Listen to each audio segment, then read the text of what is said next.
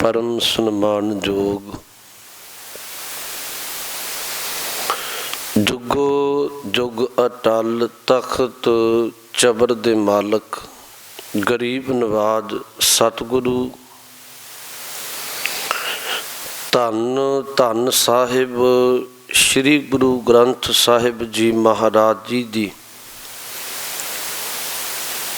पावन पवित्र हजूरी अंदर सुभाएमान सतसंगी जनों आओ साहिब के चरणों विच बैठन का सुभाग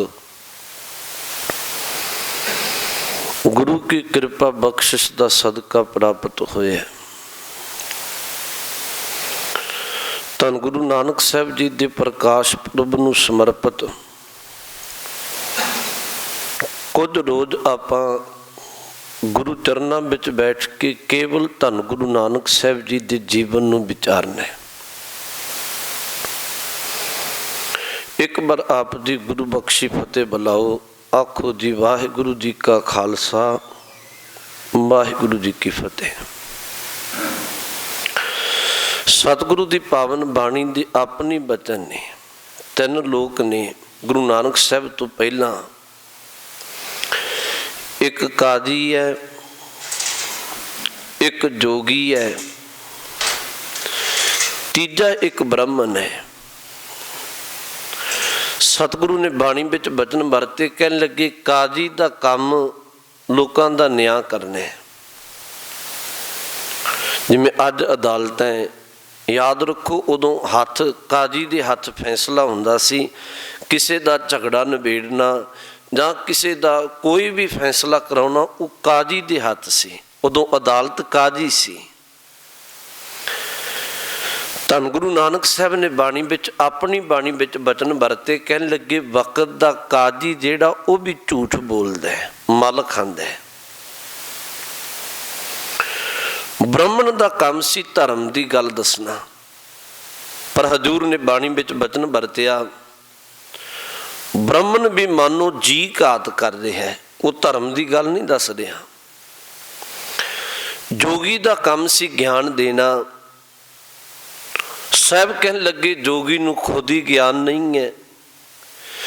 तीन लोग सन हजूर ने बाणी विच बचन वरतिया कहन लगे तिन्हां दा काम सी समाज नूं सवारना, पर ये तीनों काजी ब्राह्मण ते जोगी समाज नूं उजाड़ रहे ने।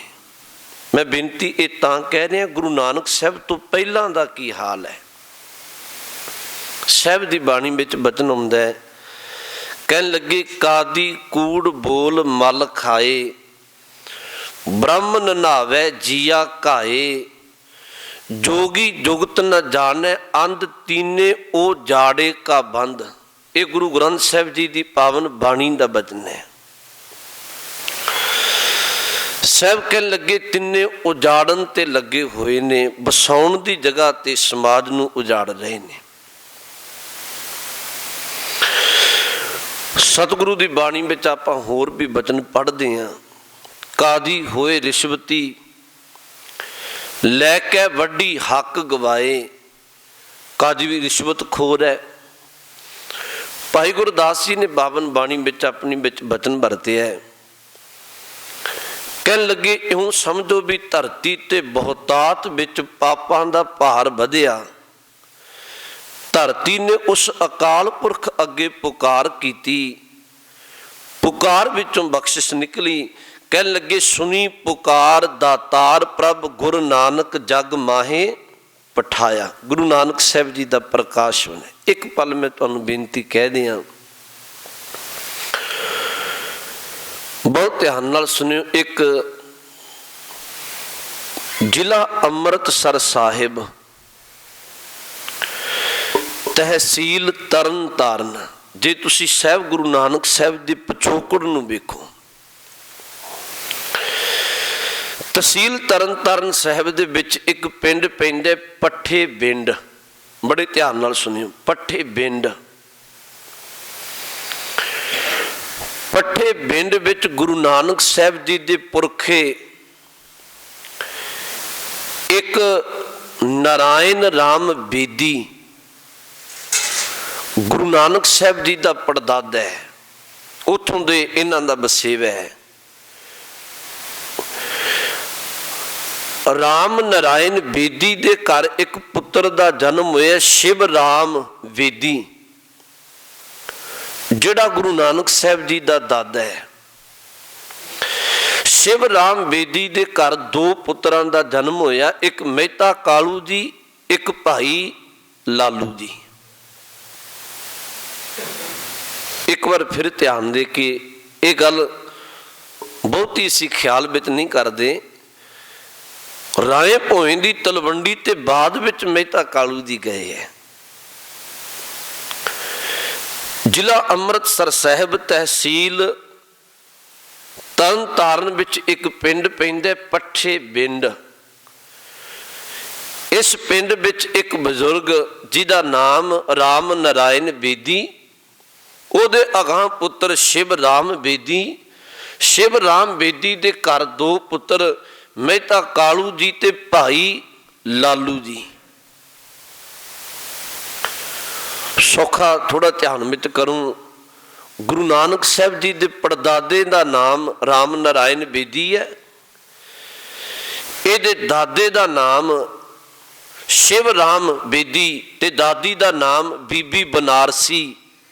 ਇਹਨਾਂ ਦੇ ਗ੍ਰਹਿ ਵਿਖੇ ਮਹਿਤਾ ਕਾਲੂ ਜੀ, ਮਹਿਤਾ ਕਾਲੂ ਜੀ ਦੇ ਭਰਾ ਗੁਰੂ ਨਾਨਕ ਸਾਹਿਬ ਜੀ ਦੇ ਚਾਚਾ ਜੀ ਕਹਿ ਲਓ, ਉਹਨਾਂ ਦਾ ਨਾਮ ਭਾਈ ਲਾਲੂ ਜੀ ਹੈ।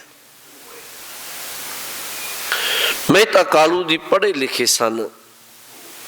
ਵਕਤ ਦੇ ਨਾਲ ਇਹ ਸਮਾਂ ਪਾ ਕੇ ਮਹਿਤਾ ਕਾਲੂ ਜੀ ਪੱਠੇ ਬਿੰਡ ਤੋਂ ਰਾਏ ਭੋਏ ਦੀ ਤਲਵੰਡੀ ਆ ਗਏ। ਹੁਣ ਰਾਏ ਭੋਏ ਕੀ ਹੈ? ਅਸੀਂ ਸ਼ਬਦ ਵਰਤਨੇ ਹੈ ਅੱਜ ਤੇ ਭਾਵੇਂ ਨਨਕਾਣਾ ਸਾਹਿਬ ਜਾਂ ਨਾਨਕਿਆਣਾ ਸਾਹਿਬ ਸ਼ਬਦ ਵਰਤਨੇ ਆ, ਪਰ ਅਸਲ ਵਿੱਚ ਰਾਏ ਭੋਏ ਇਹ ਪਿਛੋਕੜ ਵਿੱਚ ਜਾਉ ਤੇ ਹਿੰਦੂ ਰਾਜਪੂਤ ਸਨ। ਇਹਨਾਂ ਨੂੰ ਜ਼ਮੀਨ ਅਲਾਟ ਹੋਈ, ਜ਼ਮੀਨ ਮਿਲੀ ਸਰਕਾਰ ਵੱਲੋਂ, ਵਕਤੀ ਹਾਕਮ ਵੱਲੋਂ। ਰਾਏ ਭੋਏ ਇਹ ਬਾਅਦ ਵਿੱਚ ਮੁਸਲਮਾਨ ਬਣ ਗਏ, ਇਹ ਵੀ ਯਾਦ ਰੱਖਿਓ। ਪਹਿਲਾਂ ਇਹ ਹਿੰਦੂ ਨੇ, ਇੱਕ ਰਾਜਪੂਤ ਘਰਾਣੇ ਵਿੱਚੋਂ ਨੇ, ਬਾਅਦ ਵਿੱਚ ਇਹ ਮੁਸਲਮਾਨ ਬਣੇ। ਇੱਕ ਇਹਨਾਂ ਉੱਥੇ ਪਿੰਡ ਵਸਾਇਆ ਸੀ ਰਾਏ ਭੋਏ, ਉਹ ਵਕਤੀ ਹਾਕਮ ਸੀ। ਰਾਏ ਭੋਏ ਦੀ ਤਲਵੰਡੀ ਸ਼ਬਦ ਉਹਨੂੰ ਵਰਤਣਾ ਸ਼ੁਰੂ ਕਰ ਲਿਆ। ਅਗਾਂਹ ਫਿਰ ਰਾਏ ਭੋਏ ਦਾ ਪੁੱਤਰ ਰਾਏ ਬੁਲਾਰ ਹੈ। ਧੰਨ ਗੁਰੂ ਨਾਨਕ ਸਾਹਿਬ ਸੱਚੇ ਪਾਤਸ਼ਾਹ ਮਹਾਰਾਜ ਜੀ ਦੇ ਪਿਤਾ ਜੀ ਮਹਿਤਾ ਕਾਲੂ ਜੀ ਦਾ ਵਿਆਹ ਜਿਹੜਾ ਉਹ ਮਾਤਾ ਤ੍ਰਿਪਤਾ ਜੀ ਨਾਲ ਹੋਇਆ। ਇਹ ਵੀ ਗੱਲ ਸਾਨੂੰ ਧਿਆਨ ਵਿੱਚ ਰੱਖਣ ਵਾਲੀ ਹੈ।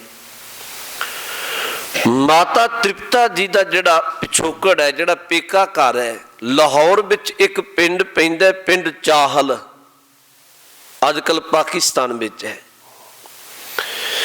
ਚਾਹਲ ਪਿੰਡ ਵਿੱਚ ਇੱਕ ਭਾਈ ਰਾਮਾ ਤੇ ਉਹਦੇ ਘਰ ਵਾਲੀ ਬੀਬੀ ਸਬਰਾਈ।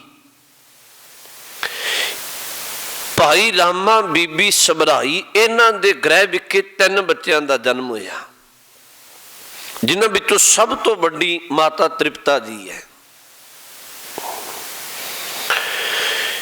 ਇਹਨਾਂ ਦੀ ਇੱਕ ਭੈਣ ਬੀਬੀ ਲੱਖੋ, ਗੁਰੂ ਨਾਨਕ ਸਾਹਿਬ ਜੀ ਦੀ ਮਾਸੀ ਬੀਬੀ ਲੱਖੋ ਹੈ। ਇਹਨਾਂ ਦਾ ਇੱਕ ਭਰਾ ਭਾਈ ਕ੍ਰਿਸ਼ਨਾ ਜੀ ਹੈ। ਇਹ 3 ਭੈਣ ਭਾਈ ਨੇ। ਮਾਤਾ ਤ੍ਰਿਪਤਾ ਜੀ ਦਾ, ਜਿਹਨੂੰ ਅਸੀਂ ਸਤਿਕਾਰ ਨਾਲ ਮਾਤਾ ਸ਼ਬਦ ਵਰਤਨੇ ਆ, ਮਾਤਾ ਤ੍ਰਿਪਤਾ ਜੀ ਦਾ ਆਨੰਦ ਕਾਰਜ ਵਿਆਹ ਮਹਿਤਾ ਕਾਲੂ ਜੀ ਨਾਲ ਹੋਇਆ। ਕੁਝ ਸਮੇਂ ਬਾਅਦ ਪਿੰਡ ਚਾਹਲ ਦੀ ਧਰਤੀ ਤੇ ਨਾਨਕੇ ਪਿੰਡ, ਜਿਹੜੇ ਗੁਰੂ ਨਾਨਕ ਸਾਹਿਬ ਦਾ ਨਾਨਕਾ ਪਿੰਡ ਹੈ, ਇੱਥੇ ਇੱਕ ਧੀ ਨੇ ਜਨਮ ਲਿਆ, ਜਿਹਦਾ ਨਾਮ ਨਾਨਕਿਆਂ ਨੇ ਖੁਸ਼ੀ ਵਿੱਚ ਬੀਬੀ ਨਾਨਕੀ ਰੱਖਿਆ, ਜਿਹਨੂੰ ਅਸੀਂ ਬੇਬੇ ਨਾਨਕੀ ਸ਼ਬਦ ਵਰਤਨੇ ਹਾਂ। ਬੇਬੇ ਨਾਨਕੀ ਦਾ ਜਨਮ 1464 ਈਸਵੀ ਅੰਦਰ ਹੋਇਆ। ਸਮਾਂ ਪਾ ਕੇ ਪਰਿਵਾਰ ਵਿੱਚ ਅਕਸਰ ਇਹ ਚਾਹਤ ਹੁੰਦੀ ਹੈ कि जिथे एक धी है उत्थे पुत्र का जन्म होवे। 5 साल बाद माता तृप्ता जी के गृह विखे पहला तो माता तृप्ता जी पिंड चाहल जन्म होया बेबे नानकी का। हुण ये राय भोई की तलवंडी ने एक दाई है, मैं फिर बेनती कह दें, जिसका नाम दौलतां दाई है। कहते ने अक्सर दौलतां दाई जदों किते मेहता कालू जी के घर लंघदे टपदे आउणा ते दाइयां सियाणियां हुंदियां सन, उन्हां नूं पहले ही पता लगदा सी। वो कई महीने पहला अपना तकाजा ला लैंदियां सन। उन्हां शब्द वरतने दौलतां दाई ने मेहता कालू जी नूं भी मेहता कालू जी, इस बार जदों तेरे घर विच पुत्र ने जन्म लिया ते मैं तेरे घर विचों बहुता खजाना बहुते पदार्थ रज के जावांगी। अक्सर मेरा भावें एक किता है, पर लोगों में एक ख्याल है भी जदों मेरी बारी आउंदी है ना मैनू ओहो जा पहरावे वास्ते कोई लीड़े कपड़े का प्रबंध हुंदा है, ना मैनू लोग इन्ना पैसा टका दिंदे ने। पर तेरे घर विच जदों पुत्र का जन्म होया ते मैं तेरे घर विचों मेरे मन की भावना मैं बहुता कुछ बहुते पदार्थ अपने घर ले जावांगी। मेहता कालू जी ने भी अक्सर शब्द वरतने भी कोई गल नहीं, जदों उस परमात्मा ने कृपा की मूँह मंगवी दात मैं तेरी झोली विच पावांगा। समा आया,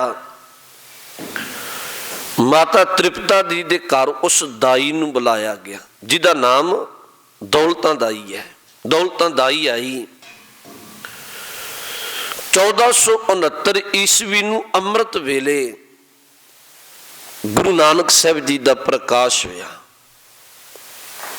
भाई गुरदास जी के इत्थे बोल भी ने, सतगुरु नानक प्रगटिया मिट्टी धुंध जग चानन हुआ, ज्यों कर सूरज निकलिया तारे छपे अंधेर पलोआ, सिंह बुके मिरगावली भन्नी जाए न धीर तरोआ। ये भाई गुरदास जी के बोल ने। भाई गुरदास जी ने बचन वरतिया, कहन लगे गुरु नानक साहब जी का प्रकाश होया, 4 चपेरे जिहड़े पापां दी धुंध पापां दा हनेरा छाया सी, इउं मानो वो पापां दा हनेर दूर हो के जगत विच एक चानना हो गया। मैं बेनती कह रहा सा भी दौलतां दाई आई, अंदरों सुनेहा आ गया मेहता कालू जी नूं भी तुहाडे घर एक पुत्र ने जन्म लिया है। मेहता कालू जी ने नौकर नूं कह के मंजा ढा के ते कई तरह के पदार्थ कपड़ा आदि खजाना खाण पीण वाली वस्तुआं रख लियां भी कदों दौलतां दाई बाहर आए तो मैं उहदी झोली विच ये सब कुछ खजाना पाउणा है। इतिहास के पन्ने ने कहन लगे दौलतां दाई बाहर आई, उहदी अवस्था बैरागमई है, नेत्रां विचों नीर है। मेहता कालू जी ने पूछया भी ये तो खुशी का समय, घर विच पुत्र का जन्म होया है ते की गल तू बाहर आई ते इस तरह बैरागमई अवस्था है भी मेरा पुत्र परिवार तंदुरुस्त है। उन्हें इशारा किया तंदुरुस्त है। दौलतां दाई नूं मेहता कालू जी ने बचन वरते, कह लगी तू बचन आखदी हुंदी सी, हुण अपनी झोली कर, जो तेनू जिन्ना समा तू रजेगी नहीं मैं तेरी झोली विच उन्ना समा खजाना टके पैसे कपड़ा पाई जावांगा। कहते दौलतां दाई ने उत्थे शब्द वरते सन, कहन लगे मेहता कालू जी इन्हां हत्थां विच बड़े धीआं पुत्रां ने जन्म लिया है ते अक्सर जदों धी पुत्र जन्म लैंदा है वो रोंदा है, पर तेरे पुत्र ने जन्म लिया है वो हसदे ने मैनू अपना चेहरा विखाया है ते अज तक मेरा नाम दौलतां सी, मैं दौलत वेखी नहीं सी, पर अज कृपा वरती है तेरे पुत्र का दीदार किया है, तेरे पुत्र का मैं केवल दर्शन किया है। अज मैनू अज तक भावें मैं रूह करके कदी रजी नहीं सा, पर तेरे पुत्र का दीदार कीतिया ਅੱਜ ਮੈਂ ਅੰਦਰੋਂ ਤ੍ਰਿਪਤ ਹੋ ਗਈ, ਹੁਣ ਮੈਨੂੰ ਤੇਰੇ ਖਜ਼ਾਨੇ ਦੀ ਲੋੜ ਨਹੀਂ। ਅੱਜ ਤੱਕ ਨਾਮ ਦੌਲਤਾਂ ਸੀ, ਹੁਣ ਮੈਂ ਸੱਚਮੁੱਚੀ ਅੰਦਰੋਂ ਦੌਲਤ ਨਾਲ ਭਰ ਗਈ ਹਾਂ, ਹੁਣ ਮੈਨੂੰ ਤੇਰਾ ਖਜ਼ਾਨਾ ਨਹੀਂ ਚਾਹੀਦਾ। ਬੇਅੰਤ ਚਾਉ ਤੇ ਭਾਵਨਾ ਤੇ ਪਿਆਰ ਚਾਰ ਚੁਫੇਰੇ ਕੀਤਾ ਗਿਆ। ਇਹ ਤੁਹਾਨੂੰ ਪਤਾ ਹੈ, ਮੈਂ ਸੰਖੇਪ ਕਹਿ ਕੇ ਅਗਾਂਹ ਤੁਰਨਾ ਕਿ ਮਹਿਤਾ ਕਾਲੂ ਜੀ ਉਸ ਵਕਤ ਪਟਵਾਰੀ ਸਨ ਇਲਾਕੇ ਵਿੱਚ। ਅੱਜ ਤੇ ਪਟਵਾਰੀ ਭਾਵੇਂ ਥੋੜੇ ਇਲਾਕੇ ਦਾ ਹੁੰਦਾ ਹੈ, ਪਰ ਪੁਰਾਤਨ ਸਮੇਂ ਜਿਹੜਾ ਪਟਵਾਰੀ ਸੀ ਉਹਦੇ ਕੋਲ ਵੱਡਾ ਇੱਕ ਇਲਾਕਾ ਉਹਦੇ ਦਾਇਰੇ ਵਿੱਚ ਹੁੰਦਾ ਸੀ, ਤੇ ਤਾਂ ਕਰਕੇ ਅਕਸਰ ਉਹਦੀ ਤਨਖਾਹ, ਜਾਂ ਇਉਂ ਕਹਿ ਲਓ ਸੌਖੇ ਸ਼ਬਦਾਂ ਵਿੱਚ, ਭਾਈ ਮਹਿਤਾ ਕਾਲੂ ਜੀ ਇੱਕ ਅਮੀਰ ਪਰਿਵਾਰ ਸੀ। ਗੁਰੂ ਨਾਨਕ ਸਾਹਿਬ ਜੀ ਦਾ ਪ੍ਰਕਾਸ਼ ਹੋਇਆ, ਚਾਰ ਚੁਫੇਰੇ ਖੁਸ਼ੀਆਂ ਤੇ ਚਾਉ ਕੀਤਾ ਗਿਆ। ਸਮਾਂ ਲੰਘਿਆ, 7 ਸਾਲ ਦੀ ਆਰਜ਼ਾ ਤੱਕ ਗੁਰੂ ਨਾਨਕ ਸਾਹਿਬ ਸੱਚੇ ਪਾਤਸ਼ਾਹ ਬਚਪਨਾ ਬਤੀਤ ਕਰਦੇ ਹੈ। ਇਹ ਵੀ ਯਾਦ ਰੱਖਿਓ, ਅਸੀਂ ਸ਼ਬਦੇ ਤੇ ਵਰਤਨੇ ਵੀ ਬੇਬੇ ਨਾਨਕੀ ਨੇ ਸੁਲਤਾਨਪੁਰ ਸਾਹਿਬ ਦੀ ਧਰਤੀ ਤੇ ਗੁਰੂ ਨਾਨਕ ਸਾਹਿਬ ਨੂੰ ਖੜਾਇਆ, ਜਾਂ ਗੁਰੂ ਨਾਨਕ ਸਾਹਿਬ ਸੱਚੇ ਪਾਤਸ਼ਾਹ ਨੂੰ ਸੁਲਤਾਨਪੁਰ ਸਾਹਿਬ ਦੀ ਧਰਤੀ ਤੇ ਪ੍ਰਸ਼ਾਦਾ ਪਾਣੀ ਤਿਆਰ ਕਰਕੇ ਛਕਾਇਆ, ਜਾਂ ਬੜਾ ਅਦਬ ਕੀਤਾ, ਪਿਆਰ ਦੀ ਗੱਲ ਕਰਨੇ ਆ। ਪਰ ਇਹ ਵੀ ਯਾਦ ਰੱਖੋ, ਬੇਬੇ ਨਾਨਕੀ ਨੇ ਬਚਪਨ ਵਿੱਚ ਵੀ ਆਪਣੇ ਵੀਰ ਗੁਰੂ ਨਾਨਕ ਸਾਹਿਬ ਮਹਾਰਾਜ ਨੂੰ ਬੜੇ ਚਾਉ ਤੇ ਪਿਆਰ ਨਾਲ ਉਂਗਲ ਪਕੜ ਕੇ ਤੁਰਨਾ ਸਿਖਾਇਆ, ਜਾਂ ਉਹਨਾਂ ਨੂੰ ਖੜਾਇਆ, ਤੇ ਇਸ ਤਰ੍ਹਾਂ ਬਚਪਨਾ ਬਤੀਤ ਹੋਇਆ। ਬਚਪਨ ਵਿੱਚ ਹੀ ਗੁਰੂ ਨਾਨਕ ਸਾਹਿਬ ਸੱਚੇ ਪਾਤਸ਼ਾਹ ਉਸ ਮਾਲਕ ਦੀ ਇਬਾਦਤ ਵਿੱਚ, ਇਕਾਂਤ ਵਿੱਚ ਤੇ ਚਾਉ ਤੇ ਆਨੰਦ ਵਿੱਚ ਰਹਿੰਦੇ ਸਨ। 7 ਸਾਲ ਦੀ ਆਰਜ਼ਾ ਹੋਈ, ਗੁਰੂ ਨਾਨਕ ਸਾਹਿਬ ਨੂੰ ਪੜ੍ਹਨ ਦੇ ਲਈ ਗੋਪਾਲ ਨਾਮ ਦੇ ਪਾਂਧੇ ਕੋਲ ਪਾਇਆ ਗਿਆ। ਸਾਨੂੰ ਮੈਂ ਇੱਕ ਪਲ ਤੁਹਾਨੂੰ ਫਿਰ ਬੇਨਤੀ ਕਰਾਂ, ਦੁਨੀਆ ਵਿੱਚ 4 ਤਰ੍ਹਾਂ ਦੀਆਂ ਇਮਾਰਤਾਂ ਨੇ, 4 ਤਰ੍ਹਾਂ ਦੀਆਂ ਬਿਲਡਿੰਗਾਂ ਕਹਿ ਲਓ, ਇਮਾਰਤਾਂ ਕਹਿ ਲਵੋ। ਇੱਕ ਉਹ ਇਮਾਰਤ ਹੈ ਜਿੱਥੇ ਕਾਰਖਾਨੇ, ਫੈਕਟਰੀ, ਦੁਕਾਨਾਂ, ਕਾਰੋਬਾਰ, ਜਿੱਥੋਂ ਮਨੁੱਖ ਧਨਵਾਨ ਬਣਦਾ ਹੈ। ਇੱਕ ਉਹ ਇਮਾਰਤ ਹੈ, ਸਕੂਲ ਹੈ, ਕਾਲਜ ਹੈ, ਯੂਨੀਵਰਸਿਟੀਆਂ ਨੇ, ਜਿੱਥੇ ਬੰਦਾ ਵਿਦਵਾਨ ਬਣਦਾ ਹੈ। ਇੱਕ ਉਹ ਇਮਾਰਤਾਂ ਨੇ ਜੂਏ ਖਾਨੇ, ਬਕਾਰਾਂ ਦੇ ਅੱਡੇ, ਜਿੱਥੋਂ ਬੰਦਾ ਸ਼ੈਤਾਨ ਬਣਦਾ ਹੈ। ਇੱਕ ਚੌਥੀ ਇਮਾਰਤ ਹੈ ਗੁਰੂ ਨਾਨਕ ਦਾ ਘਰ, ਧਾਰਮਿਕ ਅਸਥਾਨ, ਜਿੱਥੋਂ ਬੰਦਾ ਇਨਸਾਨ ਬਣਦਾ ਹੈ। ਪਰ ਤੁਸੀਂ, ਬਦਕਿਸਮਤੀ ਹੈ ਸਾਡੀ ਕੌਮ ਦੀ ਜਾਂ ਸਾਡੇ ਲੋਕਾਂ ਦੀ, ਤੁਹਾਨੂੰ ਧਨਵਾਨ ਜਿੱਥੇ ਬਣੀਂਦਾ ਉਸ ਇਮਾਰਤਾਂ ਵਿੱਚ ਇਕੱਠ ਨਜ਼ਰ ਆਏਗਾ। ਅਕਸਰ ਤੁਹਾਨੂੰ ਕਾਰਖਾਨੇ, ਫੈਕਟਰੀਆਂ ਆਦਿਕ ਵਿੱਚ ਜਿੱਥੇ ਧਨਵਾਨ ਬਣੀਂਦਾ ਇਕੱਠ ਨਜ਼ਰ ਆਏਗਾ। ਜਿੱਥੋਂ 4 ਅੱਖਰ ਪੜ੍ਹ ਕੇ ਵਿਦਵਾਨ ਬਣੀਂਦਾ, ਸਕੂਲ ਕਾਲਜਾਂ ਵਿੱਚ ਇਕੱਠ ਨਜ਼ਰ ਆਏਗਾ। ਜਿੱਥੇ ਸ਼ੈਤਾਨ ਦੇ ਅੱਡੇ ਨੇ, ਉੱਥੇ ਵੀ ਤੁਹਾਨੂੰ ਇਕੱਠ ਨਜ਼ਰ ਆਏਗਾ। ਪਰ ਹੈਰਾਨਗੀ ਦੀ ਗੱਲ, ਜਿੱਥੋਂ ਇਨਸਾਨ ਬਣਾਇਆ ਜਾਂਦਾ, ਧਾਰਮਿਕ ਅਸਥਾਨ ਨੇ ਜਿੱਥੇ, ਉੱਥੇ ਤੁਹਾਨੂੰ ਬਹੁਤੇ ਨਜ਼ਰ ਨਹੀਂ ਆਉਣਗੇ। ਇਹੀ ਕਾਰਨ ਹੈ, ਮੈਨੂੰ ਖਿਮਾ ਕਰਿਓ, ਅਸਲੀਅਤ ਹੈ। ਅਸੀਂ ਜਦੋਂ ਗੁਰੂ ਨਾਨਕ ਸਾਹਿਬ ਜੀ ਦਾ ਪ੍ਰਕਾਸ਼ ਦਿਹਾੜਾ ਵੀ ਆਏ ਤੇ ਅਸੀਂ ਲੰਗਰ ਵੀ ਲਾਈ ਜਾਂਦੇ ਹਾਂ, ਪ੍ਰਭਾਤ ਫੇਰੀਆਂ ਵੀ ਹੋ ਰਹੀਆਂ, ਬਹੁਤ ਕੁਝ ਹੋ ਰਿਹਾ। ਮੈਂ ਇਹ ਨਹੀਂ ਕਹਿੰਦਾ ਨਾ ਕਰੋ, ਪਰ ਪੁੱਛਿਆ ਜਾਏ ਗੁਰੂ ਨਾਨਕ ਸਾਹਿਬ ਦੇ ਜੀਵਨ ਦੀਆਂ ਸਾਨੂੰ 4 ਬਾਤਾਂ ਦਾ ਵੀ ਨਹੀਂ ਪਤਾ, ਨਹੀਂ ਪਤਾ ਸਾਨੂੰ। ਖੈਰ, ਮੈਂ ਬੇਨਤੀ ਕਹਿਣ ਲੱਗਿਆ, ਸਤਿਗੁਰੂ ਨੂੰ ਵੀ ਵਿਦਵਾਨ ਬਣਾਉਣ ਵਾਸਤੇ, ਪੜ੍ਹਾਉਣ ਦੇ ਖਾਤਰ, ਕੁਝ ਸਿਖਾਉਣ ਦੀ ਖਾਤਰ ਮਹਿਤਾ ਕਾਲੂ ਜੀ ਬਾਪ ਨੇ ਗੋਪਾਲ ਨਾਮ ਦੇ ਪਾਂਧੇ ਕੋਲ, ਉਸ ਵਕਤ ਦਾ ਪਾਂਧਾ ਹੈ ਪੜ੍ਹਾਉਣ ਵਾਲਾ, ਗੋਪਾਲ ਮਾਸਟਰ ਕਹਿ ਲਓ ਸੌਖੇ ਸ਼ਬਦਾਂ ਵਿੱਚ, ਉਸ ਪਾਂਧੇ ਕੋਲ ਪੜ੍ਹਨ ਦੇ ਲਈ ਪਾਇਆ। ਕਹਿੰਦੇ ਨੇ ਗੁਰੂ ਨਾਨਕ ਸਾਹਿਬ ਮਹਾਰਾਜ ਨੂੰ ਵਕਤੀ ਤੌਰ ਤੇ ਉਹ ਹਿਸਾਬ ਕਿਤਾਬ, ਜਿਹਨੂੰ ਅੱਜ ਗਣਿਤ ਕਿਹਾ ਜਾਂਦਾ, ਉਦੋਂ ਹਿਸਾਬ ਕਹਿੰਦੇ ਸਨ, ਹਿਸਾਬ ਪੜ੍ਹਾਉਣ ਲੱਗਿਆ, ਜੋੜ ਤੋੜ ਕਹਿ ਲਵੋ। ਤੇ ਗੁਰੂ ਨਾਨਕ ਸਾਹਿਬ ਪਹਿਲਾਂ ਤੇ ਬੱਚਿਆਂ ਵਿੱਚ ਬੈਠੇ ਰਹੇ 2-4 दिन ਤੇ ਸਾਹਿਬ ਨੇ ਇੱਕ ਦਿਨ ਬਚਨ ਆਖਿਆ, ਕਹਿਣ ਲੱਗੇ ਗੋਪਾਲ ਪਾਂਧਾ ਜੀ 7 ਸਾਲ ਦੀ ਅਰਜ਼ ਹੈ, ਇਹ ਹਿਸਾਬ ਤੁਸੀਂ ਕਾਹਦੇ ਲਈ ਪੜ੍ਹਦੇ ਪੜ੍ਹਾਉਂਦੇ ਹੋ? ਉਹਨੇ ਅੱਗੋਂ ਬਚਨ ਆਖੇ ਵੀ ਨਾਨਕ ਇਹਦੇ ਨਾਲ ਤੈਨੂੰ ਜੀਵਨ ਜਿਉਣਾ ਆ ਜਾਏਗਾ, ਜੀਵਨ ਵਿੱਚ ਜੋੜ ਤੋੜ ਦਾ ਪਤਾ ਲੱਗਣਾ, ਵਧਾਓ ਘਟਾਓ ਦਾ ਪਤਾ ਲੱਗ ਜਾਣਾ। ਗੁਰੂ ਨਾਨਕ ਸਾਹਿਬ ਨੇ ਅਗਲਾ ਬਚਨ ਆਖਿਆ, ਕਹਿਣ ਲੱਗੇ ਪਾਂਧਾ ਜੀ ਇਸ ਲੇਖੇ ਦੇ ਨਾਲ, ਇਸ ਹਿਸਾਬ ਦੇ ਨਾਲ ਰੱਬੀ ਘਰ ਵਿੱਚ ਹਿਸਾਬ ਮੁੱਕ ਜਾਣਾ। ਹੁਣ ਪਾਂਧੇ ਦੇ ਇਹ ਗੱਲ ਸਮਝ ਵਿੱਚ ਨਹੀਂ ਸੀ। ਪਾਂਧੇ ਨੇ ਆਖਿਆ ਵੀ ਮੈਨੂੰ ਇਹ ਨਹੀਂ ਪਤਾ, ਮੈਂ ਤੇ ਇੰਨਾ ਜਾਣਨਾ ਵੀ ਰੋਜ਼ਮਰਾ ਦੀ ਜ਼ਿੰਦਗੀ ਵਿੱਚ ਜੋੜ ਘਟਾਓ ਤੈਨੂੰ ਹਿਸਾਬ ਕਿਤਾਬ ਕਰਨਾ ਆ ਜਾਣਾ। ਧੰਨ ਗੁਰੂ ਨਾਨਕ ਸਾਹਿਬ ਮਹਾਰਾਜ ਨੇ ਉੱਥੇ ਇੱਕ ਬਚਨ ਉਚਾਰਿਆ।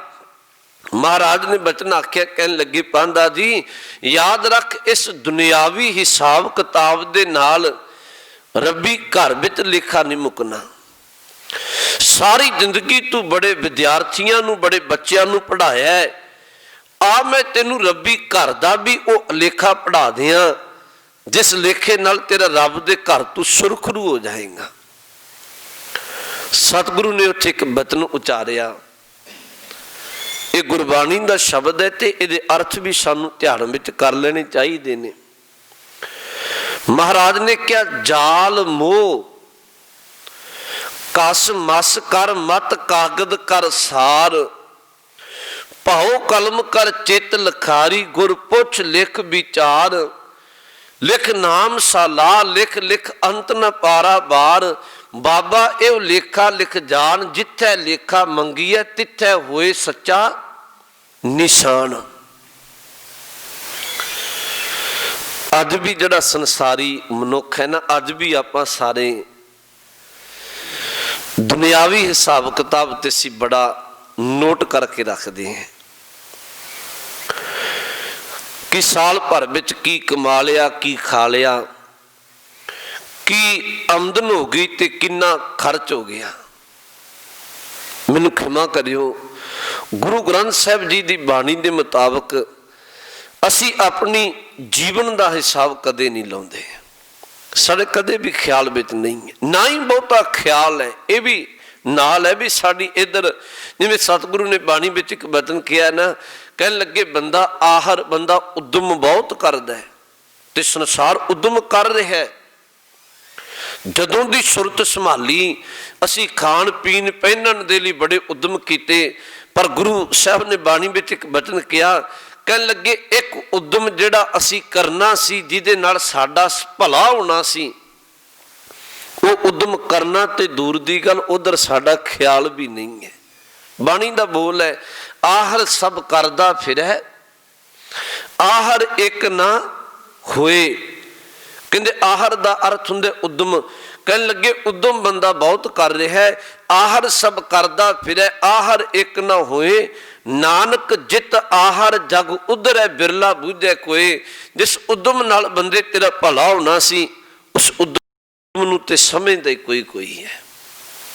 ਅੱਜ ਵੀ ਅਸੀਂ ਧਰਮ ਸ਼ਾਇਦ ਸੋਚਦੇ ਹਾਂ ਵੀ ਇੱਕ ਖਿੰਨ ਵਿੱਚ ਆਏ, ਮੱਥਾ ਟੇਕਿਆ, ਚਲੇ ਗਏ, ਸ਼ਾਇਦ ਧਰਮ ਕਮਾ ਲਿਆ, ਸ਼ਾਇਦ ਇਵੇਂ ਜੀਵਨ ਸਵਰ ਜਾਣਾ, ਜਾਂ 2-4 ਟਕੇ ਗੋਲਕ ਵਿੱਚ ਪਾਏ ਤੇ ਚਲੇ ਗਏ। ਖਿਮਾ ਕਰਿਓ, ਧਰਮ ਇਵੇਂ ਨਹੀਂ ਕਮਾਇਆ ਜਾਂਦਾ। ਇਹ ਤੇ ਮਨ ਦਾ ਖਿਆਲ ਹੈ, ਭਾਵੇਂ ਸਾਰੀ ਜ਼ਿੰਦਗੀ ਲੰਘਾ ਲਵੋ। ਤੋ ਖੈਰ ਮੈਂ ਬੇਨਤੀ ਕਹਿ ਰਿਹਾ ਸਾਂ, ਮਹਾਰਾਜ ਨੇ ਗੋਪਾਲ ਪਾਂਧੇ ਨੂੰ ਬਚਨ ਆਖੇ, ਕਹਿਣ ਲੱਗੇ ਗੋਪਾਲ ਪਾਂਧੇ ਜਾਲ ਮੋਹ, ਇੱਕ ਕੰਮ ਕਰ ਜਿਹੜਾ ਸੰਸਾਰ ਵਿੱਚ ਮੋਹ ਮਮਤਾ ਪਾ ਕੇ ਬੈਠੇ, ਇਹਨੂੰ ਸਾੜ ਦੇ। ਇਹ ਗੁਰਬਾਣੀ ਦਾ ਬਚਨ ਹੈ। ਜਾਲ ਮੋਹ ਕਸ ਮਸ ਕਰ। ਕਸ ਦਾ ਅਰਥ ਹੁੰਦਾ ਘਸਾ ਦੇਣਾ, ਮਸ ਦਾ ਅਰਥ ਹੁੰਦਾ ਸਿਆਹੀ। ਇਸ ਸ਼ਬਦ ਦੇ ਅਰਥ ਵੱਲ ਤੁਸੀਂ ਜ਼ਰੂਰ ਖਿਆਲ ਕਰਿਓ। ਸਾਹਿਬ ਕਹਿੰਦੇ ਜਾਲ ਮੋਹ ਕਸ ਮਸ ਕਰ, ਸੰਸਾਰੀ ਮੋਹ ਸਾੜ ਕੇ ਇਹਨੂੰ ਘਸਾ ਕੇ ਸਿਆਹੀ ਬਣਾ ਲੈ। ਜਾਲ ਮੋਹ ਕਸ ਮਸ ਕਰ, ਮਤ ਕਾਗਦ, ਆਪਣੇ ਮਤ ਨੂੰ ਕਾਗਜ਼ ਬਣਾ। ਮਤ ਕਾਗਜ਼ ਕਰ ਸਾਰ, ਭਾਉ ਕਲਮ, ਭਾਵਨਾ ਦੀ ਕਲਮ ਲੈ। ਚਿੱਤ ਲਖਾਰੀ, अपने चित्त नूं लखारी बना, मर्जी नाल अखर ना पाई, गुर पुछ लिख विचार, गुरु तो पुछ के मत रूपी कागज ते अखर पाई। फिर थोड़ा ध्यान दे लियो, ये जोड़ा शब्द है ये अज भी मनुखता लई सांझा है। हजूर ने क्या बंदे अपने संसार दे मोह नूं साड़ के इउं मानो एक स्याही तैयार कर लै, एक भावना दी कलम लै, प्यार दी कलम लै, चित्त नूं लखारी बना अपने नूं, अपनी जिहड़ी तेरी मत है ना, जिहड़ी तेरी बुद्ध, इहनूं एक कागज बना, गुरु तो पुछ के अखर पाई मत रूपी कागज ते जदों गुरु तो पुछया ते गुरु ने की आख्या, लिख नाम साला लिख। गुरु ने क्या अपने मत रूपी कागज ते भावना दी कलम नाल चित्त नूं लखारी बना के सुरत विच अपने परमेश्वर दे नाम नूं लिख। लिख नाम साला लिख, लिख अंत न पारा बान। पर नाम लिखी जरूर, पर परमात्मा दा अंत नहीं पाया जा सकना। अगले बचन वरते बाबा एहो लेखा लिख जान, जिथे लेखा मंगीए तिथे होए सच्चा निशान। कहंदे अपनी मत ते परमेश्वर दा नाम लिख। याद रखी कल रब दे घर भी हिसाब मंगिया जाएगा, उथे भी कह लगे ये लिखिया होया नाम तेनू सुरखरू कर देगा। महाराज ने उदों पांधे नूं ते गुरु दा उपदेश पूरी मनुखता लई सांझा हुंदा है। गुरु ने उदों मनुखता नूं समझाया। याद रखियो गोपाल पांधे तो बाद गुरु नानक साहब जी कुछ समय बाद गोपाल पांधे ने सिर झुका दिता गुरु नानक साहब नूं। इस तो बाद मेहता कालू जी दे अंदर एक ख्याल है भी अपने पुत्र नूं चंगा पढ़ा लिखा दियां। एक ब्रिज लाल, ये सानू नाम ध्यान विच रखने चाहिए ने। ब्रिज लाल नाम दा पंडित है, उहदे कोल मेहता कालू जी ने गुरु नानक साहब नूं संस्कृत भाषा सिखाउण दे लई पढ़ने पाया। महाराज ने उन्होंने भी उपदेश दिता धर्म का। कुछ दिनों च साहब ने संस्कृत के अखर सीख ले। कुछ समय बाद एक तीजा विद्वान पुरुष है कुतुबदीन, जिहदे कोल फारसी ते अरबी दो भाषावां। गुरु नानक साहब सच्चे पातशाह महाराज नूं मेहता कालू जी ने पढ़ने पाया। कुतुबदीन ने भी गुरु नानक साहब नूं कुछ दिनों में वो अखर साहब ने सीख ले ते धर्म का उपदेश दिता। यूं कह लो गुरु नानक साहब नूं मेहता कालू जी ने 3 विद्वानां कोल 3 अध्यापकों कोल पढ़ने पाया सी। वो तिन्हां दे नाम ने गोपाल पांधा, ब्रिज लाल ते तीजा कुतुबदीन। 9 साल की आरजा गुरु नानक साहब की हुई। उस वक्त 9 साल की उम्र विच मेहता कालू जी ने एक अपने घर बड़ा वड्डा एक प्रोग्राम उलीकिया। उस प्रोग्राम दे अंदर जिन्ने साक संबंधी सी, जिन्ने साक संबंधी रिश्तेदार तलवंडी का इकट्ठ किया। तलवंडी के लोगों का बहुता वड्डा इकट्ठ होया। होया काहदे लई? धन गुरु नानक साहब नूं जनेऊ पाउणे। साहब ने किसी नूं नहीं रोकिया। जदों रिश्तेदार साख संबंधी भी आ गए, जदों पिंड दे लोकां दा इकट्ठ भी हो गया, एक वड्डा इकट्ठ होया। कई तरह के पकवान बने, पदार्थ खाण पीण वाले तैयार होए। वक्त नाल पंडित हरदयाल जी भी पहुंच गए। जदों पंडित हरदयाल जी आए ते गुरु नानक साहब सच्चे पातशाह महाराज जी दे कोल आके बचन आखे, कहन लगे भी आ नानक तेनू जनेऊ पाउणे। गुरु नानक साहब ने एक बचन आखे, कहन लगे जनेऊ पाउण तो पहला मैं तेनू पुछना चाहना भी ये काहदे लई पाउणे, की कारण है? ਅੱਗੋਂ ਉਹਨੇ ਬਚਨ ਆਖੇ ਵੀ ਤੁਸੀਂ ਜਨੇਊ ਪਾਉਣ ਦੇ ਨਾਲ ਧਰਮੀ ਬਣ ਜਾਓਗੇ। ਧੰਨ ਗੁਰੂ ਨਾਨਕ ਸਾਹਿਬ ਸੱਚੇ ਪਾਤਸ਼ਾਹ ਮਹਾਰਾਜ ਨੇ ਇੱਕ ਬਚਨ ਆਖਿਆ, ਭਲਿਆ ਮੇਰੇ ਤੋਂ 5 ਸਾਲ ਵੱਡੀ ਮੇਰੀ ਭੈਣ ਬੇਬੇ ਨਾਨਕੀ ਹੈ, ਪਰ ਇਹਦੇ ਜਨੇਊ ਪਾਇਆ ਮੈਂ ਵੇਖਿਆ ਨਹੀਂ। ਤੇ ਪਹਿਲਾਂ ਤੇ ਇਹ ਦੱਸ ਜਨੇਊ ਮੇਰੀ ਭੈਣ ਦੇ ਵੀ ਨਹੀਂ ਪਾਇਆ। ਦੂਜੀ ਗੱਲ, ਜਿਹੜਾ ਜਨੇਊ ਜਿਹੜੀ ਜਨਮ ਦੇਣ ਵਾਲੀ ਮੇਰੀ ਮਾਂ ਮਾਤਾ ਤ੍ਰਿਪਤਾ, ਇਹ ਧਾਗਾ ਜਨੇਊ ਉਹਦੇ ਵੀ ਨਹੀਂ ਪਾਇਆ। ਪੰਡਤ ਹਰਦਿਆਲ ਨੇ ਕਿਹਾ, ਕਹਿਣ ਲੱਗਿਆ ਵੀ ਮੈਨੂੰ ਜਾਂ ਮੇਰਾ ਧਰਮ ਇਜਾਜ਼ਤ ਨਹੀਂ ਦਿੰਦਾ ਵੀ ਇੱਕ ਇਸਤਰੀ ਜਨੇਊ ਪਾਏ। ਤੇ ਗੁਰੂ ਨਾਨਕ ਸਾਹਿਬ ਨੇ ਅਗਲਾ ਬਚਨ ਆਖਿਆ, ਬੜੇ ਲੋਕਾਂ ਦਾ ਇਕੱਠ ਸੀ, ਮੈਂ ਤੁਹਾਨੂੰ ਬਾਣੀ ਵਿੱਚੋਂ ਇਹ ਵੀ ਬਚਨ ਆਖਦੇ ਹਾਂ, ਜਿਹੜੇ ਅਮੀਰ ਘਰਾਣੇ ਦੇ ਲੋਕ ਸਨ ਉਸ ਵਕਤ ਸਰਦੇ ਪੁੱਜਦੇ, ਉਹ ਜਿੱਥੇ ਲੰਗਰ ਲਾਉਂਦੇ ਸਨ ਉੱਥੇ ਬੱਕਰੇ ਵੱਢ ਕੇ ਵੀ ਵਰਤਾਏ ਜਾਂਦੇ ਸਨ। ਗੁਰਬਾਣੀ ਵਿੱਚ ਬਚਨ ਆਏ ਨੇ, ਕੋਈ ਬੱਕਰਾ ਰਿਨ ਖਾਇਆ ਸਭ ਕੋ ਆਖੇ ਪਾਏ। ਤੇ ਕੰਨ ਵਿੱਚ ਜਨੇਊ ਪਾ ਕੇ ਆਵਾਜ਼ ਦੇ ਦੇਣੀ, ਬ੍ਰਾਹਮਣ ਨੇ ਵੀ ਅੱਜ ਤੋਂ ਬਾਅਦ ਤੇਰਾ ਗੁਰੂ ਬ੍ਰਾਹਮਣ ਹੈ, ਸਿੱਖਾ ਕੰਨ ਚੜਾਈਆ ਗੁਰ ਬ੍ਰਾਹਮਣ ਥੀਆ। ਇਹ ਗੁਰਬਾਣੀ ਦੇ ਬੋਲ ਨੇ। ਸਾਰੇ ਲੋਕ ਹੈਰਾਨ ਹੋਏ, ਜਿਹੜੀ ਸਦੀਆਂ ਤੋਂ ਗੱਲ ਚੱਲ ਰਹੀ ਸੀ ਤੇ ਅੱਜ ਪਹਿਲਾ ਇੱਕ 9 ਸਾਲ ਦਾ ਇਹ ਗੁਰੂ ਨਾਨਕ ਸਾਹਿਬ ਨਾਨਕ ਨੇ, ਉਹ ਤੇ ਚਲੋ ਨਾਨਕ ਸ਼ਬਦ ਹੀ ਵਰਤਦੇ ਹੋਣਗੇ ਵੀ ਅੱਜ ਇਹਨੇ ਨਾ ਕਰ ਦਿੱਤੀ ਵੀ ਇਹ ਜਨੇਊ ਮੈਂ ਪਾਉਣਾ ਨਹੀਂ। ਗੁਰੂ ਨਾਨਕ ਸਾਹਿਬ ਨੇ ਬਚਨ ਆਖੇ, ਕਹਿਣ ਲੱਗੇ ਜੇ ਇਹ ਜਨੇਊ ਧਰਮੀ ਬਣਾਉਂਦੇ ਤੇ ਪਹਿਲਾਂ ਜਨਮ ਦੇਣ ਵਾਲੀ ਮੇਰੀ ਮਾਂ ਨੂੰ ਧਰਮੀ ਬਣਾ। ਜੇ ਇਹ ਜਨੇਊ ਧਰਮੀ ਬਣਾਉਂਦਾ, ਮੇਰੇ ਤੋਂ ਵੱਡੀ ਮੇਰੀ 5 ਸਾਲ ਵੱਡੀ ਭੈਣ ਬੇਬੇ ਨਾਨਕੀ ਨੂੰ ਧਰਮੀ ਬਣਾ। ਜੇ ਇਹ ਧਰਮੀ ਨਹੀਂ ਤੇ ਮੈਂ ਵੀ ਧਰਮੀ। ਜਿਹੜਾ ਧਰਮ ਦੇ ਨਾਂ ਤੇ ਵਿਤਕਰੇ ਪੈਦਾ ਕਰੇ, ਮੈਂ ਇਹੋ ਜਿਹਾ ਧਰਮੀ ਨਹੀਂ ਬਣਨਾ। ਉਂਝ ਮੈਂ ਤੁਹਾਨੂੰ ਬੇਨਤੀ ਕਹਿ ਦਿਆਂ, ਇਹ ਸਾਨੂੰ ਖਿਆਲ ਰੱਖਣਾ ਚਾਹੀਦਾ ਹੈ, ਜਨੇਊ ਪਾਉਣ ਦੀ ਵੀ ਵੱਖਰੀ ਵੱਖਰੀ ਉਮਰ ਹੈ ਹਿੰਦੂ ਧਰਮ ਅੰਦਰ, ਤੇ ਜਨੇਊ ਵੀ ਵੱਖਰੇ ਵੱਖਰੇ ਢੰਗ ਦਾ ਬਣਾਇਆ ਜਾਂਦਾ ਹੈ। ਜਿਵੇਂ ਬ੍ਰਾਹਮਣ ਹੈ ਉਹਨੂੰ ਸੂਤ ਦਾ ਜਨੇਊ ਪਾਇਆ ਜਾਂਦਾ ਹੈ, ਜਿਵੇਂ ਖੱਤਰੀ ਹੈ ਉਹਨੂੰ ਉੱਨ ਦਾ ਜਨੇਊ ਪਾਇਆ ਜਾਂਦਾ ਹੈ, ਕਈਆਂ ਨੂੰ ਕਪਾਹ ਦਾ ਜਨੇਊ ਪਾਇਆ ਜਾਂਦਾ ਹੈ। ਤੇ ਜਿਹੜਾ ਸ਼ੂਦਰ ਹੈ ਉਹਨੂੰ ਕੋਈ ਹੱਕ ਹੀ ਨਹੀਂ ਹੈ, ਨਾ ਇਸਤਰੀ ਹੈ ਉਹਨੂੰ ਕੋਈ ਹੱਕ ਨਹੀਂ ਹੈ ਵੀ ਉਹ ਕੁਝ ਜਨੇਊ ਪਾ ਸਕੇ। ਇਹ ਗੁਰੂ ਨਾਨਕ ਸਾਹਿਬ ਦਾ ਧਰਮ ਨਹੀਂ ਹੈ, ਨਾ ਕਲਗੀਧਰ ਦੀ ਅੰਮ੍ਰਿਤ ਦੀ ਦਾਤ ਨਹੀਂ ਵੀ ਜੇ ਇੱਕ ਭਾਈ ਨੇ ਅੰਮ੍ਰਿਤ ਛਕਿਆ ਤੇ ਇੱਕ ਮਾਈ ਵੀ ਅੰਮ੍ਰਿਤ ਛਕਦੀ ਹੈ। ਜੇ ਇੱਕ ਬੀਬੀ ਬਾਣੀ ਪੜ੍ਹ ਸਕਦੀ ਹੈ ਉੱਥੇ ਸਿੰਘ ਵੀ ਪੜ੍ਹਦਾ। ਖਿਮਾ ਕਰਿਓ, ਇਹ ਜਨੇਊ ਕਦੀ ਬਰਾਬਰਤਾ ਨਹੀਂ ਦਿੰਦਾ। ਮਹਾਰਾਜ ਨੇ ਜਦੋਂ ਜਨੇਊ ਪਾਉਣ ਤੋਂ ਨਾ ਕੀਤੀ, ਪੰਡਤ ਹਰਦਿਆਲ ਨੂੰ ਬਚਨ ਆਖੇ ਵੀ ਇਹ ਜਨੇਊ ਮੈਂ ਨਹੀਂ ਪਾਉਣਾ।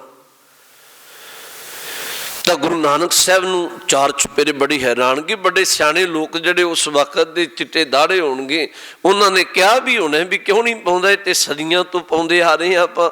ਅਕਸਰ ਹੀ ਆਖਦੇ ਵੀ ਤੈਨੂੰ ਬਹੁਤਾ ਪਤਾ ਹੈ। ਉੱਥੇ ਗੁਰੂ ਨਾਨਕ ਸਾਹਿਬ ਨੇ ਇੱਕ ਬਚਨ ਆਖਿਆ ਸੀ, ਕਹਿਣ ਲੱਗੇ ਪੰਡਤ ਜੀ ਜੇ ਤੂੰ ਜਨੇਊ ਪਾਉਣਾ ਨਾ ਮੇਰੇ, ਤੇ ਆ ਤੈਨੂੰ ਮੈਂ ਦੱਸਾਂ ਵੀ ਜਨੇਊ ਕਿਹੋ ਜਿਹਾ ਪਾ। ਜੇ ਇਹੋ ਜਿਹਾ ਜਨੇਊ ਜਿਹੜਾ ਮੈਂ ਦੱਸਣਾ ਚਾਹੁੰਦਾ ਤੇਰੇ ਕੋਲ ਹੈ ਤੇ ਮੈਨੂੰ ਉਹ ਪਵਾ ਦੇ। ਉੱਥੇ ਸਾਹਿਬ ਨੇ ਇੱਕ ਬਚਨ ਉਚਾਰਿਆ ਬਾਣੀ ਦਾ, ਉਹ ਗੁਰੂ ਗ੍ਰੰਥ ਸਾਹਿਬ ਵਿੱਚ ਦਰਜ ਹੈ ਬਚਨ। ਮਹਾਰਾਜ ਨੇ ਆਖਿਆ, ਦਇਆ ਕਪਾਹ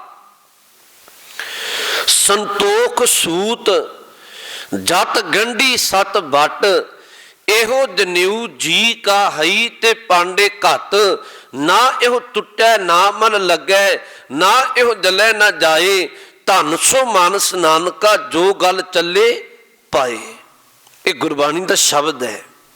ਇਹਦੇ ਅਰਥ ਨੇ, ਮਹਾਰਾਜ ਕਹਿੰਦੇ ਦਇਆ ਕਪਾਹ, ਤੂੰ ਕਪਾਹ ਦਾ ਜਨੇਊ ਵੱਟ ਕੇ ਪਾਉਣਾ ਹੈ। ਜੇ ਤੇਰੇ ਹਿਰਦੇ ਵਿੱਚ ਦਇਆ ਆ ਜਾਏ, ਹਿਰਦੇ ਵਿੱਚ ਦਇਆ ਆ ਜਾਣੀ। ਸੰਤੋਖ ਸੂਤ, ਦਇਆ ਦੀ ਕਪਾਹ ਹੋਵੇ ਤੇ ਲਾਲਚੀ ਬਿਰਤੀ ਤਿਆਗ ਕੇ ਸੰਤੋਖ ਦਾ ਸੂਤਰ ਹੋਵੇ, ਸੰਤੋਖ ਦਾ ਧਾਗਾ ਹੋਵੇ।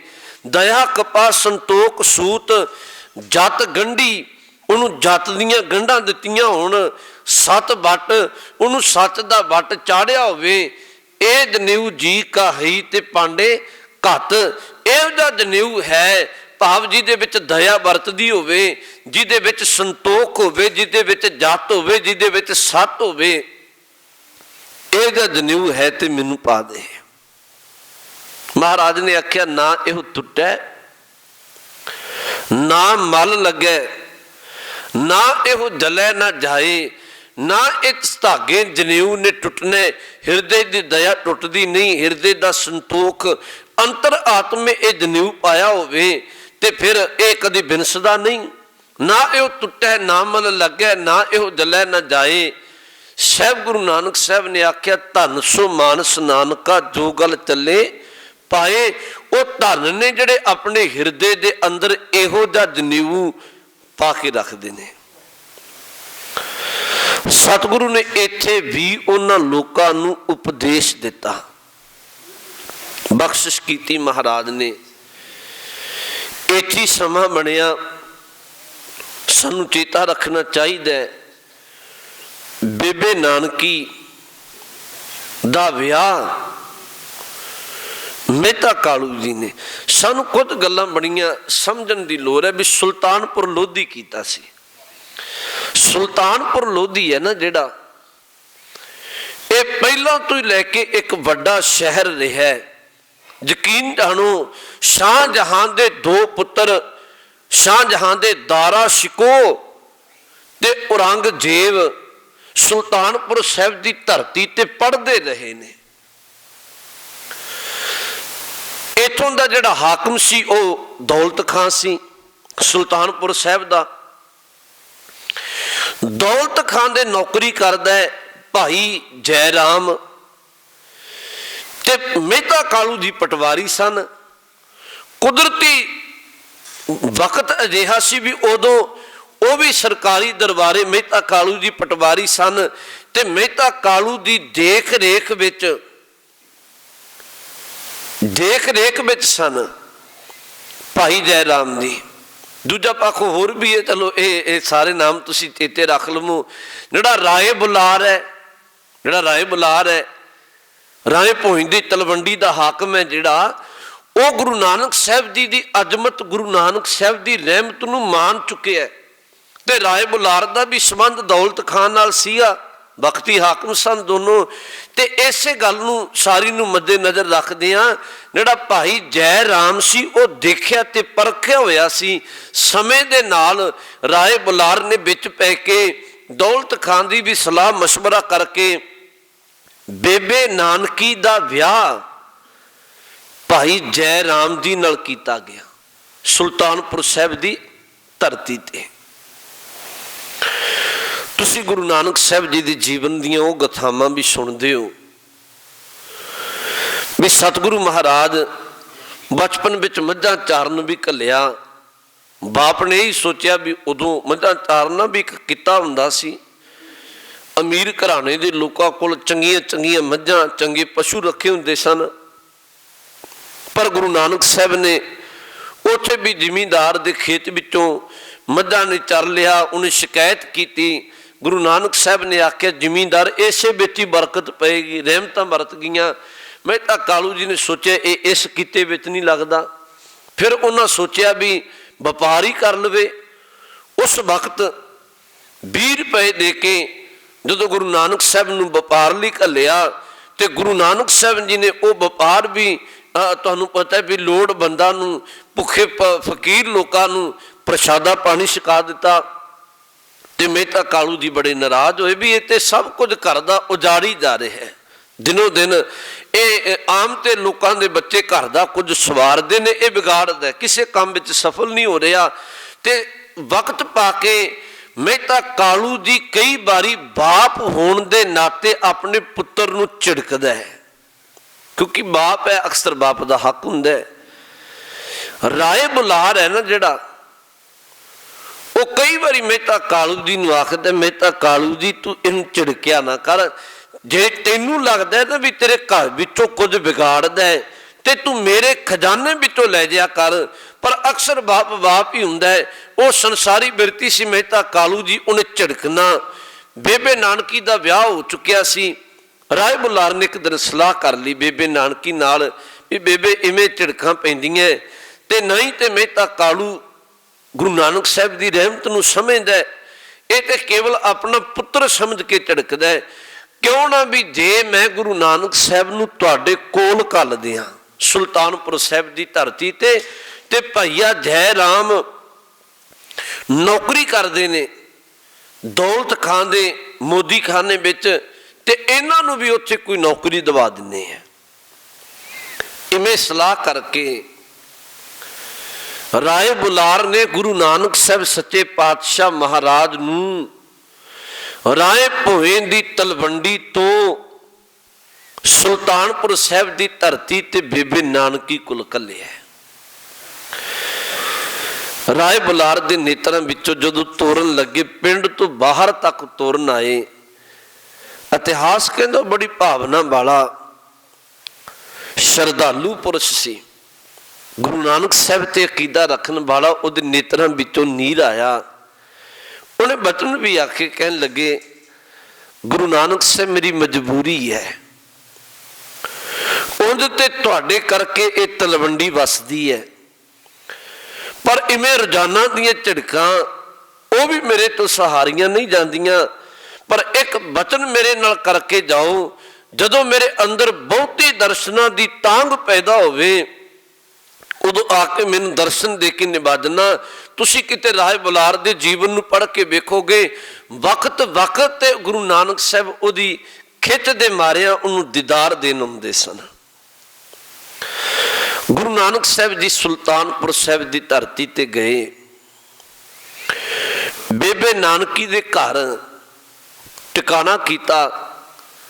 ਚਲੋ ਇਤਿਹਾਸ ਵਿੱਚੋਂ ਪੜ੍ਹਦੇ ਹੋ ਆਪ ਜੀ ਕਿ ਬੇਬੇ ਨਾਨਕੀ ਨੂੰ ਜਦੋਂ ਝੁਕ ਕੇ ਵੱਡੀ ਭੈਣ ਹੋਣ ਦੇ ਨਾਤੇ ਤੇ ਝੁਕ ਕੇ ਸਤਿਕਾਰ ਕਰਨ ਲੱਗੇ, ਅੱਗੋਂ ਬੇਬੇ ਨਾਨਕੀ ਨੇ ਹੱਥ ਪਕੜ ਕੇ ਇੱਕ ਬਚਨ ਆਖਿਆ, ਕਹਿਣ ਲੱਗੇ ਵੀਰ ਮੈਂ ਤੇਰੇ ਵਿੱਚੋਂ ਪੀਰ ਵੇਖਦੀ ਐ।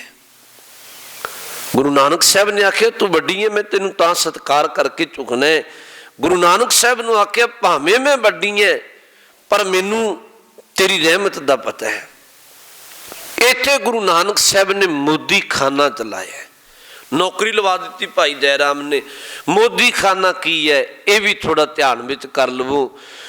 ਉਦੋਂ ਜਿੰਨਾ ਇਲਾਕੇ ਦਾ ਅਨਾਜ ਸੀ ਉਹ ਸਾਰਾ ਅਨਾਜ ਟੈਕਸ ਦੇ ਰੂਪ ਵਿੱਚ ਮੋਦੀ ਖਾਨਾ, ਜਿਹੜਾ ਦੌਲਤ ਖਾਨ ਦਾ ਵੱਡਾ ਇੱਕ ਕਾਰਖਾਨਾ ਕਹਿ ਲਓ ਸੌਖੇ ਸ਼ਬਦਾਂ ਵਿੱਚ,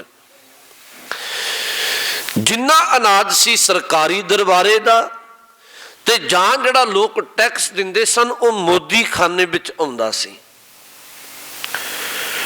ਮੈਂ ਫਿਰ ਇੱਕ ਬੇਨਤੀ ਕਰਾਂ, ਸਿਆਣੇ ਪੁਰਸ਼ ਤੁਸੀਂ ਬੈਠੇ ਹੋ, ਇਹ ਤੇ ਕੁਝ ਸਾਲ ਹੀ ਪਹਿਲਾਂ ਹੁੰਦਾ ਰਿਹਾ, ਅੱਜ ਤੋਂ 50 ਸਾਲ ਪਹਿਲਾਂ ਵੀ ਇਹ ਹੁੰਦਾ ਰਿਹਾ ਕਿ ਜਦੋਂ ਕਿਤੇ ਕਿਸੇ ਫੇਰੀ ਵਾਲੇ ਨੇ ਆਉਣਾ ਤੇ ਲੋਕ ਅਕਸਰ ਘਰਾਂ ਵਿੱਚੋਂ ਕਣਕ ਜਾਂ ਚਨੇ ਆਦਿਕ ਦੇ ਕੇ ਕੁਝ ਵਸਤੂ ਖਰੀਦ ਲੈਂਦੇ ਸਨ। ਉਦੋਂ ਪੈਸੇ ਦਾ ਲੈਣ ਦੇਣ ਬਾਹਲਾ ਨਹੀਂ ਸੀ ਗੁਰੂ ਨਾਨਕ ਸਾਹਿਬ ਜੀ ਦੇ ਵੇਲੇ। ਉਦੋਂ ਜਿੰਨਾ ਕੋਈ ਲੈਣ ਦੇਣ ਸੀ ਉਹ ਅਨਾਜ ਦਾ ਹੀ ਹੁੰਦਾ ਸੀ। ਮੰਨ ਲਓ ਇੱਕ ਦੇ ਕੋਲ ਘਰ ਵਿੱਚ ਕਣਕ ਹੈ, ਦੂਜੇ ਕੋਲ ਚਨੇ ਛੋਲੇ ਨੇ, ਉਹਨੇ ਛੋਲਿਆਂ ਵੱਟੇ ਕਣਕ ਲੈ ਲਈ, ਇਵੇਂ ਫਸਲਾਂ ਦਾ ਆਦਾਨ ਪ੍ਰਦਾਨ। ਉਦੋਂ ਜਿਹੜੇ ਵਕਤੀ ਤਨਖਾਹਦਾਰ ਹੁੰਦੇ ਸਨ, ਹਾਕਮ ਲੋਕਾਂ ਦੇ ਨੌਕਰੀ ਕਰਨ ਵਾਲੇ ਹੁੰਦੇ ਸਨ, ਉਹਨਾਂ ਨੂੰ ਪੈਸੇ ਰੂਪ ਵਿੱਚ ਤਨਖਾਹ ਨਹੀਂ ਦਿੱਤੀ ਜਾਂਦੀ ਸੀ, ਉਹਨਾਂ ਨੂੰ ਅਨਾਜ ਦੇ ਰੂਪ ਵਿੱਚ ਤਨਖਾਹ ਦਿੱਤੀ ਜਾਂਦੀ ਸੀ। ਉਦੋਂ ਸਮੇਂ ਦੀ ਨਜ਼ਾਕਤ ਅਜਿਹੀ ਸੀ। ਹੁਣ ਮੋਦੀ ਖਾਨੇ ਵਿੱਚ ਜਿੱਥੇ ਸਰਕਾਰੀ ਅਨਾਜ ਹੁੰਦਾ, ਲੋਕਾਂ ਦਾ ਟੈਕਸ ਹੁੰਦਾ, ਉੱਥੇ ਜਿਹੜੇ ਇਲਾਕੇ ਭਰ ਦੇ ਮੁਲਾਜ਼ਮ ਨੇ ਉਹਨਾਂ ਨੂੰ ਜਿਹੜੀ ਤਨਖਾਹਾਂ ਦਿੱਤੀਆਂ ਜਾਂਦੀਆਂ ਉਹ ਵੀ ਅਨਾਜ ਰੂਪ ਵਿੱਚ ਦਿੱਤੀਆਂ ਜਾਂਦੀਆਂ। ਤੇ ਜੇ ਕਿਤੇ ਵਕਤੀ ਹਾਕਮ ਵੱਲੋਂ ਲੋਕਾਂ ਨੂੰ ਕੁਝ ਰਾਹਤ ਦਿੱਤੀ ਜਾਂਦੀ ਹੈ, ਕੁਝ ਵੰਡਿਆ ਜਾਂਦਾ ਅਨਾਜ ਆਦਿਕ ਗਰੀਬ ਲੋਕਾਂ ਨੂੰ, ਉਹ ਵੀ ਅਨਾਜ ਵੰਡਿਆ ਜਾਂਦਾ। ਇੱਕ ਬਹੁਤ ਵੱਡੀ ਜ਼ਿੰਮੇਵਾਰੀ ਸੀ ਜਿਹਦਾ ਮੁਖੀਆ ਗੁਰੂ ਨਾਨਕ ਸਾਹਿਬ ਮਹਾਰਾਜ ਨੇ। ਹੁਣ ਪਹਿਲਾਂ ਦੇ ਜਿਹੜੇ ਮੋਦੀ ਖਾਨੇ ਵਿੱਚ ਮੋਦੀ ਚਲਾਉਣ ਵਾਲੇ ਰਹੇ ਖਾਨੇ ਨੂੰ, ਉਹ ਬਹੁਤ ਬਾਦ ਘਾਟ ਕਰਦੇ ਸਨ। ਲੈਣ ਵੇਲੇ ਉਹਨਾਂ ਵੱਟਾ ਵੱਧ ਪਾ ਦੇਣਾ, ਅਨਾਜ ਵੱਧ ਤੋਲ ਲੈਣਾ, ਦੇਣ ਵੇਲੇ ਵੱਟਾ ਘਟਾ ਦੇਣਾ। कई कुछ बात घाट करके ते विचों रिश्वत खोर जिवें चलदी सी सदियां तो लैके वो काम करते सन। ते गुरु नानक साहब सच्चे पातशाह जदों दे आए, महाराज ने रहमत की कि साहब ने बिल्कुल खरा सौदा तोलिया ते हजूर ते इथों तक जिहड़ा अपना उन्हां दा साहब नूं तनख्वाह मिलदी सी अनाज रूप विच, वो भी लोकां विच वरता दिंदे सन। ते इउं कह लो भी हर गरीब दे घर राजमा प्रसादा पकना शुरू हो गया। चलो जे लम्मी तुसी गहराई विच जाओ तो मैं तुहानूं ये भी बेनती कह दियां, एक शब्द है अलूफा। अलूफा उस वक्त वरतिया जांदा सी। जिहड़ा मोदी खाने का मेन जुम्मेवार सी, वो जदों मुलाजमां नूं तनख्वाहां दिंदा सी जां टैक्स हुंदा सी, ਉਹਦੇ ਵਿੱਚੋਂ ਕੁਝ परसेंट ਉਹ ਹੱਕਦਾਰ ਹੁੰਦਾ ਸੀ, ਉਹਦਾ ਬਣਦਾ ਸੀ।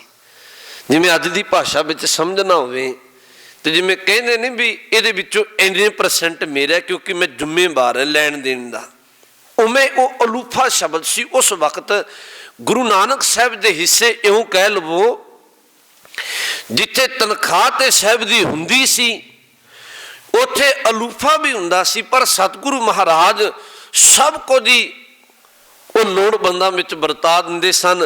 ते अक्सर हर घर विच प्रसाद पानी तैयार होना शुरू हो गया। अज एक इत्थे घटना होर वापरी। वो घटना ये वापरी भी एक मलसीआं पिंड दा रहन वाला, मलसीआं एक पिंड है, उहदा रहन वाला एक भाई भगीरथ है। वो अपने नौकर नूं लैके, भाई भगीरथ चौधरी है मलसीआं पिंड दा, अपने नौकर नूं लैके ते सरकारी दरबारे विचों अनाज लैण वास्ते आया। नौकर नाल उहदा उहने अपना पल्ला कीता। गुरु नानक साहब सच्चे पातशाह ने अज अपने नौकर नूं आख्या मैं आप तोल के दिना। मैं एक पल तुहानूं फिर बेनती कवां, गुरु नानक साहब नूं बाबे मरदाने साहब ने कई बारी एक गल आखनी, महाराज एक गल दसो, कई ते लोग तुहाडे इको शब्द नूं सुन के इको वार तुहाडे कोल आउंदे ने, कुछ घड़ियां आउंदे ने ते तुहाडा उपदेश कमा के जीवन सवार लैंदे ने, पर कई तुहाडे कोल वार वार भी आउंदे ने पर अपना जीवन नहीं सवारदे। एक अजिही कहानी है। कहंदे गुरु नानक साहब सच्चे पातशाह ने संगतां दे सामने बाबे मरदाने साहब नूं 3 दीवे दिते ते दीवे दे के एक बचन आख्या, कहन लगे मरदानिया इन्हां दीवियां नूं जगा। बाबे मरदाने साहब ने जदों दीवे वेखे, एक दीवा ते ओ सी जिहदे विच ना तेल सी ते ना बत्ती सी, एक दीवा ओ सी जिहदे अंदर कल्ला तेल सी, बत्ती ओहदे विच भी नहीं सी, ते तीजा दीवा ओ सी जिहदे विच तेल भी सी बत्ती भी सी। गुरु नानक साहब नूं महाराज बाबे मरदाने ने आख्या, महाराज 2 दीवे ते नहीं जगणगे, क्योंकि एक विच ते ना तेल है ना बत्ती है, एक विच कल्ला तेल है एक विच बत्ती नहीं है, ते एक दीवा मैं एक खिन विच जुगा दिना। कहंदे गुरु नानक साहब ने उत्थे बचन वरत्या सी, कहन लगे मरदाने बस बिल्कुल इवें कहानी है। एक वो ने जिन्ना अंदर ना ते कोई भावना दा तेल है ना कोई शरधा दी बत्ती है, वो ते अंदरों बिल्कुल ही खाली ने, जे आए मुड़ी जा रहे ने। एक वो ने कहन लगे जिन्ना अंदर भावना दा तेल ते अंदर पिया है, शरधा दा तेल ते अंदर पिया है, पर भावना दी बत्ती चाहिदी है, उन्हां नूं केवल चिंगारी लाउण दी लोड़ है ते उन्हां अंदर प्रकाश हो जाता है।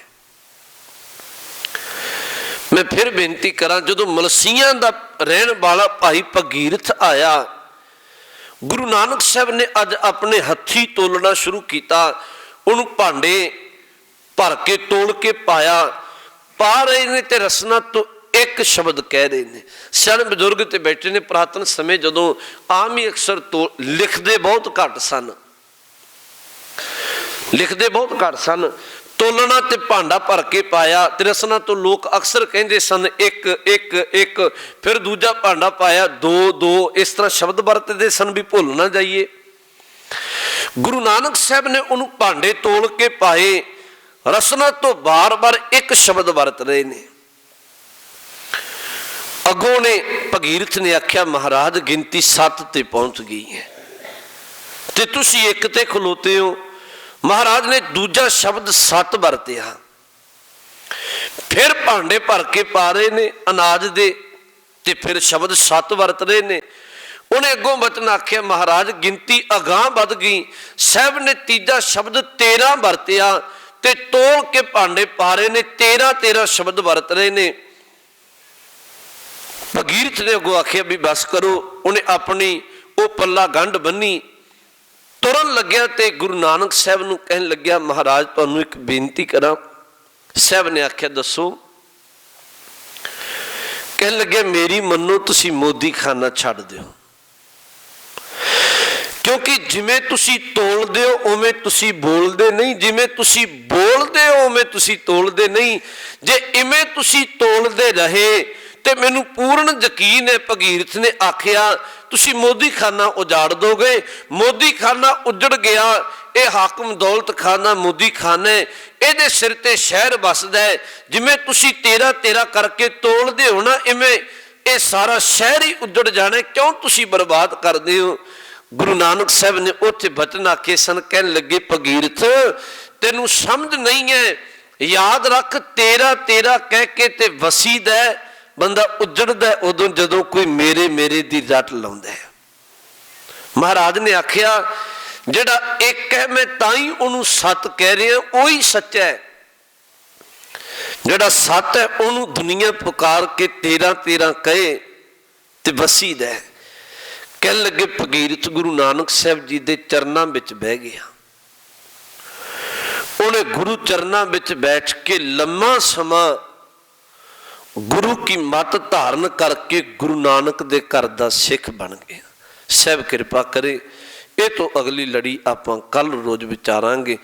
मैं हाथ जोड़ तुहानूं बेनती कह लगे भी गुरु नानक साहब जी का प्रकाश दिहाड़ा है, बड़ी खुशी ते चाव नाल सानूं मनाउणा चाहीदा।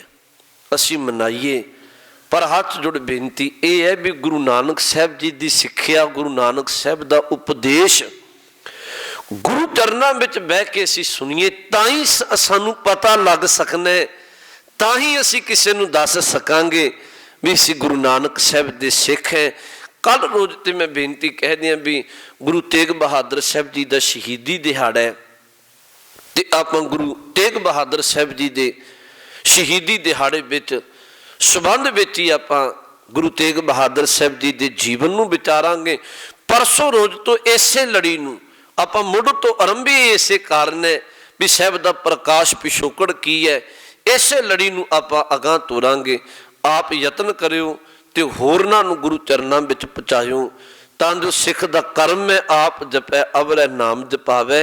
जिथे ये आप जपदा होरनां नूं जपाउंदा तां जो को गुरु की मत लैके भला हो सके।